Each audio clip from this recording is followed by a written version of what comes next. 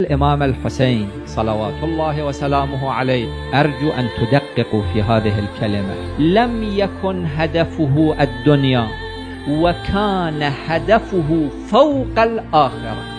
الآخرة مهمة، يريدها سيد الشهداء، يحبها سيد الشهداء، ولكن هدفه أعلى من الآخرة. ما هو الهدف الذي هو أعلى من الآخرة وجنانها وقصورها؟ الهدف الأعلى هو الله.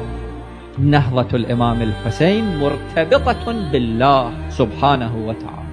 في زيارة الأربعين نقرأ: وبذل مهجته فيك، يعني في الله سبحانه.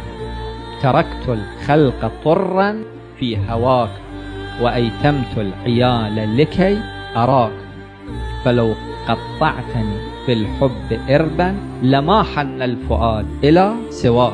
الهدف هو الله.